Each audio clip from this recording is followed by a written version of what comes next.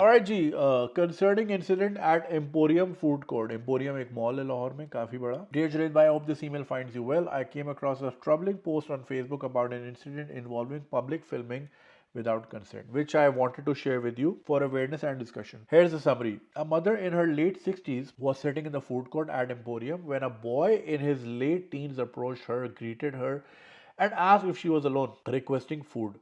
While this seemed innocent, it turned out that a group of three boys were filming her without consent and laughing. The incident was noticed by the woman's child, who confronted them. Despite requests to delete the videos, the boys refused. The situation escalated and the phone was eventually destroyed to protect the mother's dignity. The part that stands out is the lack of intervention from bystanders in a crowded space and general apathy shown. The woman's child expressed deep concern about how such actions are normalized and how platforms like TikTok are being misused for insensitive and invasive content creation. This raises significant concerns about public decency, individual privacy, societal values. It's disheartening to see the misuse of technology at the expense of someone's dignity. I believe it's crucial to discuss how we can create more awareness around such issues, advocate for stricter regulations regarding filming in public places, and promote ethical behavior, especially among the younger generation. Looking forward to your thoughts on this matter. Best regards. So, ये एक भाई हैं, इन्होंने एक situation देखी कि emporium mall के food court में कोई खातून बैठी हुई थी, उनको आके किसी ने अप्रोच किया, पूछा वो अकेली हैं, रिक्वेस्टिंग फूड यानी खाना मांगा, मुझे ये समझ नहीं आया।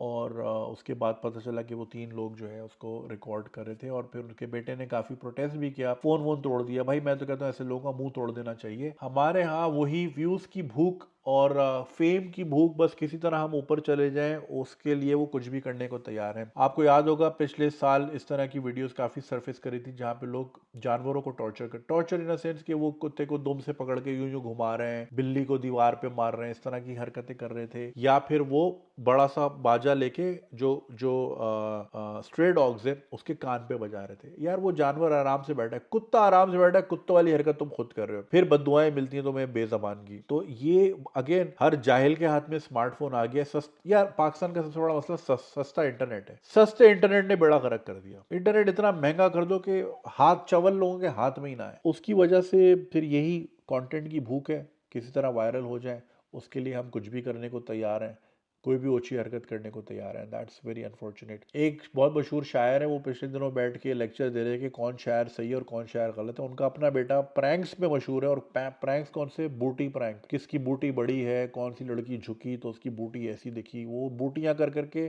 खैर उन्होंने पब्लिकली अपने बेटे को आग कर दिया, और वो कहते हैं कि मेरे से कोई लेना देना नहीं। मगर again the onus is on you man, वो आप ही के घर से निकला है ना, तो आपने क्या ही तरबियत की कि आप खुद एक शायर है और वो जो है क्या हरकतें कर रहे हैं। एनीवे, तो फिर जब लोग इस तरह के लोगों को देखेंगे, उनके मिलियन मिलियन व्यूज देखेंगे, तो कहेंगे यार फिर हमें भी ऐसे ही करना चाहिए। सो फिर उसके लिए वो जाएंगे फूड कोर्ट की तरफ। अब अक्सर व बेशतर तो मॉल्स काफ़ी स्ट्रिक्ट होते हैं when it comes to recordings, when it comes to shooting, but then 4 security guard होते हैं, 4000 बंदा होता है, वो अब हर चीज़ फ़ोन से हो जाती है। पहले तो था ना, बड़े कैमरों से शूट करते थे तो फ़ौरन पकड़ में आते थे। अब फ़ोन है, कोई उससे टिकटॉक बना रहा है या क्या कर रहा है, प्रैंक कर रहा है, हर किस किस को बंदा पकड़े। हाउएवर, अगर आप ऐसी सिचुएशन में आते हैं जहाँ पे आपको लगता है कि आपका कंसेंट नहीं है और आप कंसेंट नहीं कर रहे उस चीज़ के लिए, तो आप सीधा सीधा चमाड़ मार दें।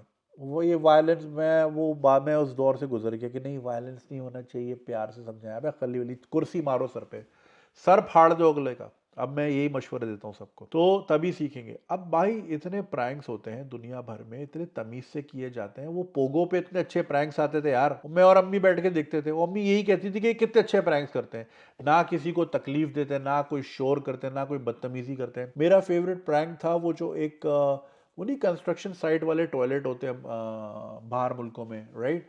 तो वो कोई भी उसको यूज़ करने गया ना, तो फिर वो एक व्हील लगा हुआ एक कॉन्फ्रेंस हॉल यूं आ जाता है और उसके दरवाजे पे लग जाता है, और उसके अंदर लोग ऐसे बैठ जाते हैं जैसे कोई मीटिंग हो रही है। तो जब वो टॉयलेट यूज़ करके बाहर निकलते हैं तो वो एक कॉन्फ्रेंस रूम होता है, और लोग उसको देख रहे होते हैं कि ये क्या कर रहा है। वो बंदा सो लाइक वेरी इनोसेंट, किसी को ना तंग कर रहे हैं ना कुछ, और अगला हंस रहा है और एंजॉय कर रहा है। इसी तरह वो कोई पौध प्लांट बन के बैठा हुआ है, तो वो हल्का सा यूं करके डरा रहा है चलते फिरते लोगों को। तो लाइक इस तरह की कोई चीज़ कर ले, लेकिन वही वाली बात है ना, दिमाग की इतनी पहुंच ही नहीं है कि वो इस तरह के अच्छे नॉन इन्वेसिव आइडियाज सोच सके, या नॉन थ्रेटनिंग या नॉन ऑफेंसिव आइडियाज़ पे दिमाग जा सके कि फ़न का फ़न भी हो जाए और कोई किसी का दिल भी ना दुखे और आपका भी अच्छा कंटेंट बन जाए और अगले भी नाराज़ ना हो। तो ये अगेन पेंडुओं वाली हरकतें, ट्रे व्रे मार दो ऐसे लोगों के सर पे जो आपके साथ इस तरह करें। पूछे कि भाई मैं आपकी वीडियो बना लूं, अगर प्रैंक कर रहे हैं तो फिर कोई ऐसा करें कि जिससे किसी की दिल आज़ारी ना हो।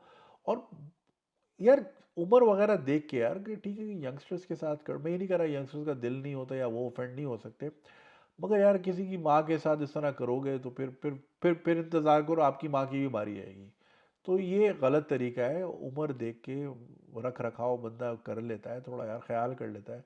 एक और मैंने देखा था, वो बूढ़े अंकल जा रहे थे, उनके कान पे एक बंदा चीख के भाग गया। वो बूढ़ा बेचारा देख रहा है, वो वैसी परेशान है, जिंदगी भर उसने गम ही देखा है। वो कह रहा है यार उम्र के इस हिस्से में वो ये क्या बंदा मेरे सर पे पड़ गया यार।